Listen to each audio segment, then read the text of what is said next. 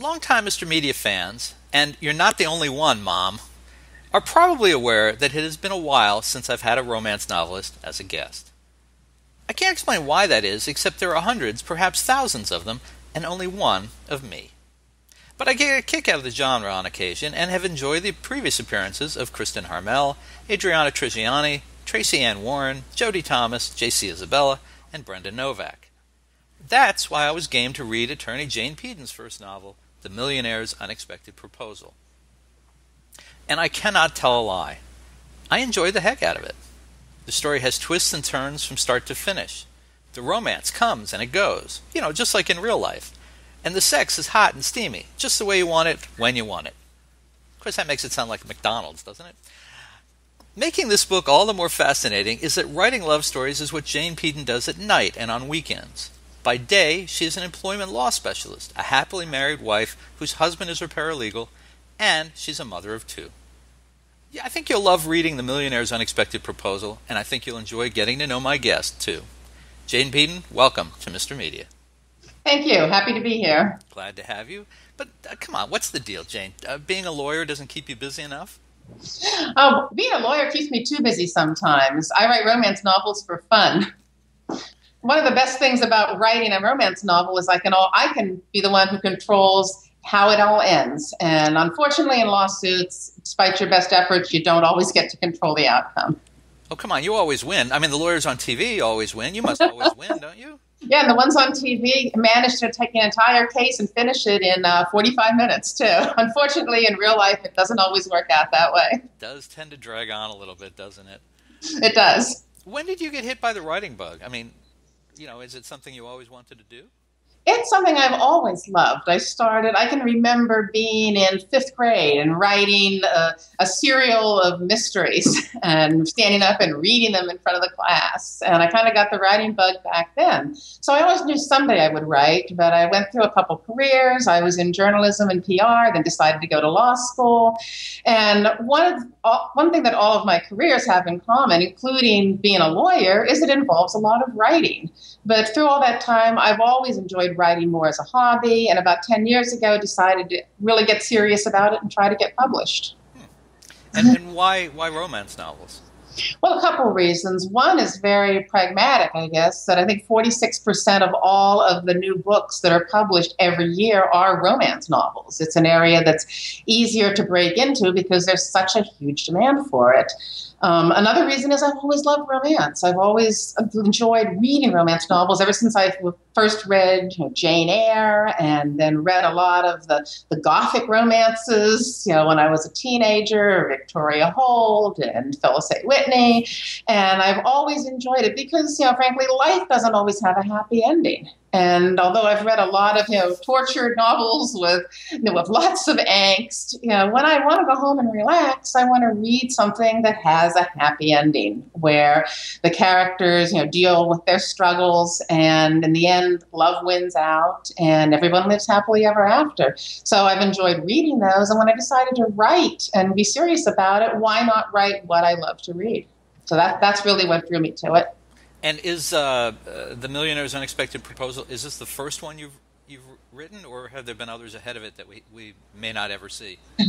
Well, there's one. The first one we will never ever see. It's residing under my bed, as they used to say. Although nowadays, since we don't write on a typewriter, I started one actually when I was about 13, and just finished reading Jane Eyre. And I started writing a romance novel, got about halfway through it, and never completed it. And it was a good thing because I think it was awfully similar to Jane Eyre, let's just say. So perhaps just as well that it never saw the light of day. It was more of a fan fiction type thing. I did write a romance before, a romantic comedy that did well in romance, won several romance contests, but ultimately didn't get published, and came close a few times. But I think one of the mistakes a lot of times that new writers make is just continuing to rewrite the same book over and over and over again. And can you imagine if a painter, if an artist who, didn't have success with the first painting, just kept painting over the canvas until it had, 200 layers. Sometimes you need to move on from the first one and use it as a way that you've learned. My second one was a thriller, actually not a romance, although it had some romantic elements in it. But it was a thriller that, unfortunately, my agent looked at it, and when she looked at it around the same time as the one that was ultimately published, and said to me, "Wow, this would have been a great idea if only you had come up with this 10 years ago." I didn't tell her that I actually started writing the book 10 years ago. It took me 10 years to complete it. So those two will probably never be out. But I do have another longer romance, also about lawyers in Florida, that's out now that I'm hoping to get published and haven't heard back yet.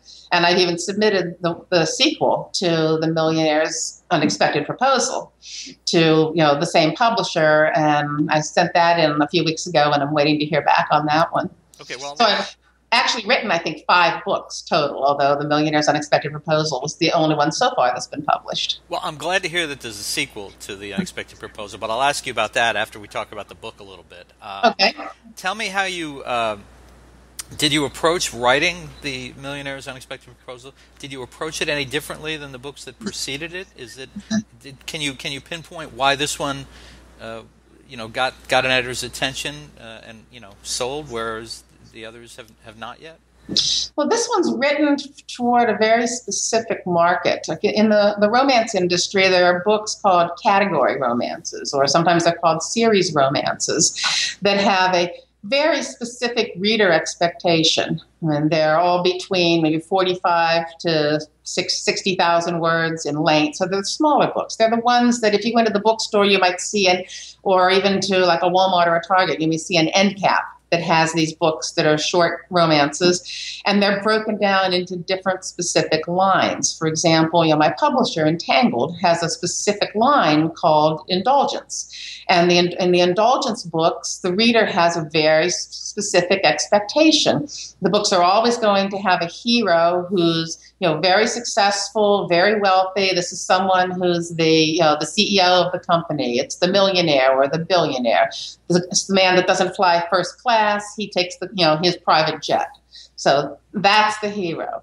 And then the love interest is always, typically a woman who's independent, who probably doesn't have as much of the financial wherewithal as the hero does, but she's an independent and modern woman. And there are always tropes, romance tropes that you follow. I mean, the same because I've heard people say that writing romance is formulaic. It's not really a formula, but it's just as if you were buying a cozy mystery. There's certain things you expect to see in a cozy mystery. If you're reading detective genre, there are certain expectations that you have. And with these romances, particularly the ones written for these particular lines, like mine was, there are expectations. And mine, I put in several of the tropes. There's a secret baby in my book. There's a reunion. People who were lovers in the past and are reunited. That's another element. And the marriage of convenience. That's another trope. That happens in this book too. So by following those, kind of putting those ingredients in, there was a much better chance of it getting published. This was the first time I had written something where I was, instead of just sitting down and writing a story, I had a specific goal. I'm going to write a story, and here's where I think it will sell. Here's the niche in the market that I think it fits into. So that was a little bit of a different experience for me. Interesting.